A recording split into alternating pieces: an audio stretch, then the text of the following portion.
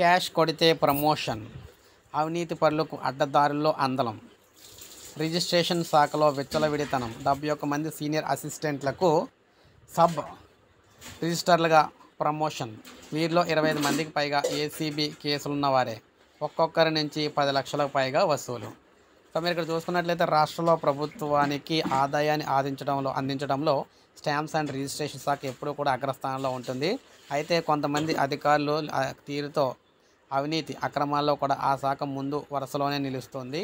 అవినీతి నిరోధక శాఖ దాడుల్లో అత్యధిక మంది అధికారులు, ఉద్యోగులు కూడా ఈ శాఖకు చెందిన వారే తరచూ అయితే పట్టుబడుతూ ఉంటారు. ఓవైపు రాష్ట్ర స్థాయి ఉన్నతాధికారులు, మరోవైపు ఏసీబీ స్టాంప్స్ అండ్ రిజిస్ట్రేషన్ శాఖలో అవినీతి పరులు ఆట కట్టించేందుకు ఎప్పటికప్పుడు ఉక్కుపాదం మోపుతున్న మరోవైపు రాజమార్గంలోనే మరికొంతమంది అధికారులు తమ చేతి వాటాన్ని ప్రదర్శిస్తున్నారు. దీంతో నిత్యం ఆ శాఖ పరిధిలో ఏదో ఒక ఆరోపణలు అయితే మనకి వెంటాడుతూనే ఉన్నాయన్నమాట. తాజాగా సీనియర్ అసిస్టెంట్లకు పదోన్నతులు కల్పించే ప్రక్రియలో కూడా పెద్ద ఎత్తున నగదు చేతులు మారినట్లు సొంత శాఖలో ఉద్యోగుల్లోనే గుసగుసలు అయితే వినిపిస్తూ ఉన్నాయి. గత నెల 30వ తేదీన హడావడిగా 71 మంది సీనియర్ అసిస్టెంట్లకు గ్రేడ్ 1, గ్రేడ్ 2 సబ్ రిజిస్టర్లుగా ప్రమోషన్లు కల్పించారు.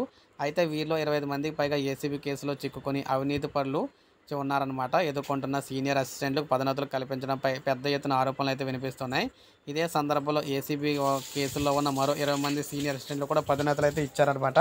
సో ఈ విధంగా ఉద్యోగులకు సంబంధించి చాలా గోల్మాల్స్ అయితే జరుగుతున్నాయని చెప్పేసి చెప్తున్నారు.